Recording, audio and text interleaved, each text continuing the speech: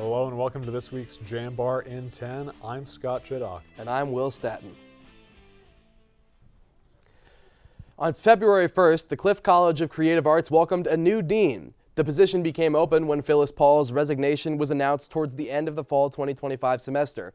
Jambar reporter Nick Carlisle-Hanchard has more.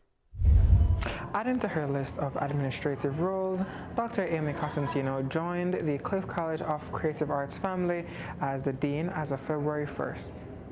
Cosentino, Dean of the Sokolov Honors College and Associate Provost of Experiential Learning and Engagement, said she was initially surprised when first approached with the offer by Provost Jennifer Adams. Though this would make Cosentino's third administrative role, she said she does not view this as added responsibility.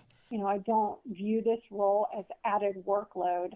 I basically look at this as just really an expanded opportunity to contribute to an institution that is highly student-centered, committed to academic excellence, and also, engaging with the community. Joseph Carucci, director of the Dayton School of Music and University Theatre, said the college appreciates Cosentino's support and looks forward to working with her. I think some of the things that we are really looking forward to is the energy that Dean Cosentino brings. She has a fierce advocate for her students and for the various departments that she represents. Cosentino said she's looking forward to the continued collaboration with the community and the Cliff College faculty. For the Jambar, I am Nick Carlisle-Hanchard. Thank you. Flying Trees Academy celebrated a major milestone on Friday, February 6th with a ribbon-cutting ceremony and open house at its new location in Boardman. The private school was founded in 2021 by Youngstown State University professor of psychology Jalen Ferris and is now entering its 5th year of operation. Ferris says the ceremony represents the school's growth from a small program into a thriving school. We started out as a tiny program, intentionally small, so that we could make sure we were doing things right before we grew. And so this ribbon cutting today is really marking our growth and our transition into a thriving private school where we can welcome more and more students every year. The school recently transitioned from a hybrid homeschool model to an official private school, allowing students to qualify for Ohio's EdChoice Scholarship, something that Ferris remarked was important in making this education accessible for families. Flying Trees Academy serves students in kindergarten through 7th grade and uses what Ferris calls the Ferris method, an approach grounded in psychology and neuroscience research. Tools that they'll need. So we're teaching them how to learn. That's the critical difference here. Rather than just teaching them facts and knowledge, we're teaching them how to learn and to love learning, so they'll be lifelong learners and critical thinkers who will make positive contributions to society. The school also uses a blended learning model where students complete most of their instructional hours in the classroom with additional project-based learning completed at home. Applications for the 2026-2027 school year are now open. The school is located within Mill Creek Community Church in Boardman. On February 1st, a water main break was reported on Hubbard Road in Youngstown. The break affected Youngstown, Liberty, and parts of Boardman.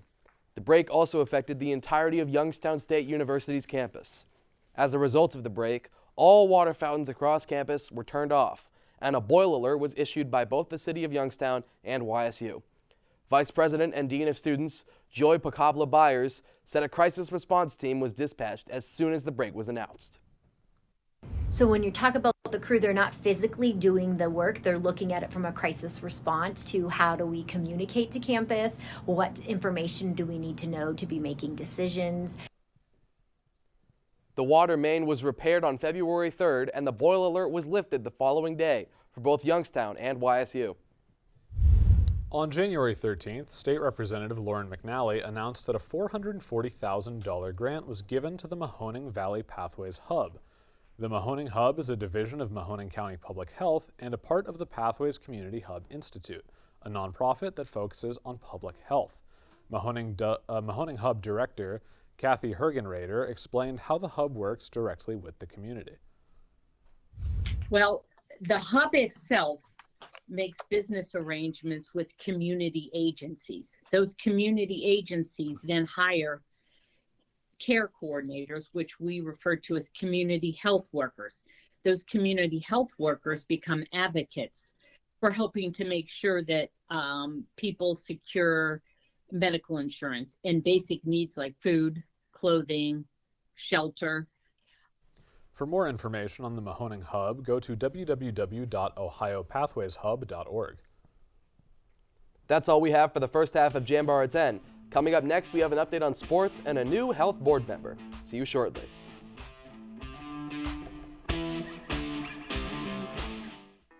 We know you hear it all the time. Why Youngstown State University? Why go to a school in the Mahoning Valley of northeastern Ohio, surprisingly beautiful as that may be? Why live on a campus that sits on the edge of the Rust Belt, historic and inspiring as that may be? In short, why choose Youngstown State? Here's why. Because when it comes to engineering, medicine, sports, business, and the skills you need to take your place in the future, we take a back seat to nobody because you can afford us. And we will afford you the opportunity to build the future you want and the life you desire. Why Youngstown State? Because we care about you, your success, and our future. Together. Youngstown State University. Now you know why. Welcome back to Jambar in 10. Thanks for sticking with us. The Eastern Ohio Area Health Education Center has announced that YSU's Dr. Sheila Blank had been appointed to its board of directors. Dr. Blank is an associate professor in nursing and the director of the Centofanti School of Nursing. Eastern Ohio AHEC Center Director Chelsea Palmer highlighted how this appointment shows YSU's commitment to strengthening healthcare forces. It just further shows YSU's commitment to building a stronger healthcare workforce and working with the students to ensure that they're prepared when they enter their professional fields or if they matriculate onto medical school. More information on AHEC can be found on their website, www.nationalahec.org. Youngstown State men's basketball split its last two games, picking up a big road win before falling in a close home matchup.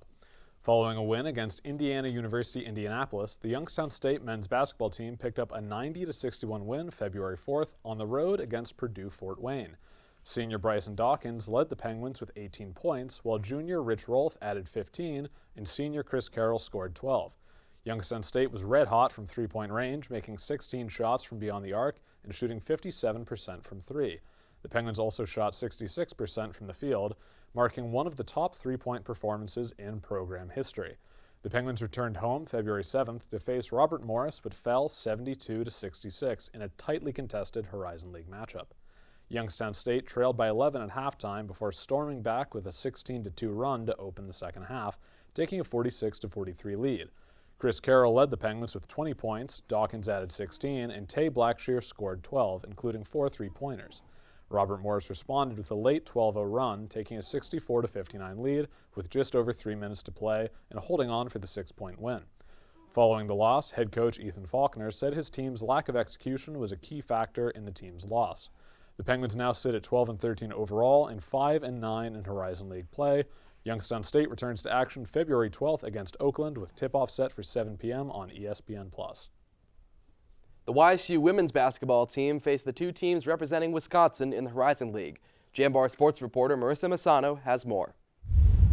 On February 5th, YSU defeated the University of Wisconsin-Milwaukee 79-48. Sixth-year senior Casey Santoro and junior Erica King each had a game-high 17 points. The Panthers cut the deficit to single digits in the second quarter, but the Penguins responded with a 13-2 run. That scoring stretch included three-pointers from junior Paulina Hernandez.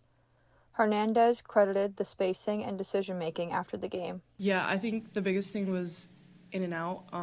We got it inside, and they basically tripled us, and our shooters were ready to shoot when we passed them the ball, and we were successful in that. The Penguins kept their momentum going into the fourth quarter, where Santoro took over. The sixth-year guard knocked down back-to-back three-pointers to open the quarter. Santoro hit one more three to tie her career high with 5 made three-pointers. By the final buzzer, YSU had built a lead as large as 33 points. 2 days later, the Penguins hosted the reigning Horizon League champions, the University of Wisconsin-Green Bay. The Penguins never led in the first quarter, but in the second, sophomore Sophia Gregory knocked down a three-pointer to give YSU its first lead of the game. The team traded baskets, and the Penguins went into halftime trailing by just one, with a scoreline of 32-31.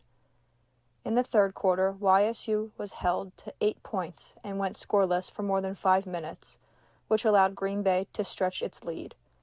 King tied the game with a three-pointer, and Santoro followed with another triple to spark a 7-0 run that gave the Penguins the lead late in the fourth quarter. With 14.9 seconds left, Green Bay knocked down a three-pointer that ultimately proved to be the difference. King's potential game-tying three bounced off the rim, and the Phoenix escaped with a 54-51 win to stay undefeated in conference play. Despite the loss, head coach Melissa Jackson focused on the bigger picture and the growth that she has seen in her team. I just leave today very proud of our team, and as I told them at shoot-around, we don't win a Horizon League championship today, all right? This is just one step in our process, in our journey, that I think will really help us, hopefully, going forward. The Penguins concluded their homestand with a game against Robert Morris University on February 11th. Gregory scored at the buzzer to send the game into overtime, and YSU went on to win 69-62. Redshirt freshman Sarah Baker scored a game-high 21 points. The team will play Indiana University Indianapolis on February 15th.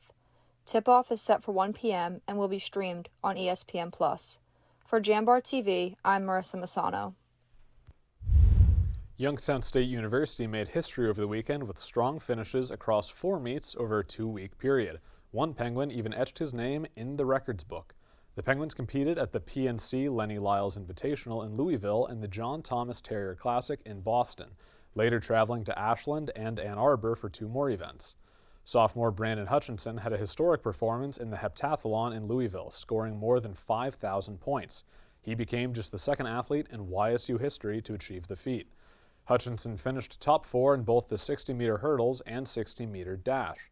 On the track in Boston, the women came home with solid finishes in the 5,000 meters as junior Trenton Shutters posted personal best time in the 800 meter.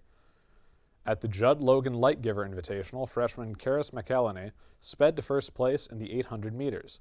The Penguins picked up 2 wins at the Michigan Invitational. Junior Connor Durig won the men's 400 meter, setting a new personal record.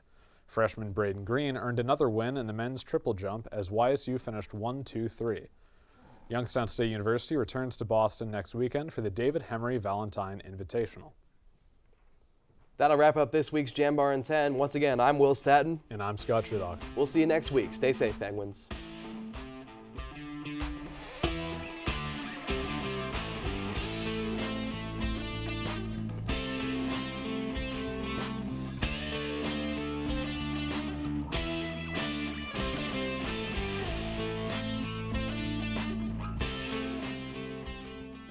Support for Jambar TV is provided in part by the YSU Foundation and the Jane F. Lamb Charitable Foundation. Thank you.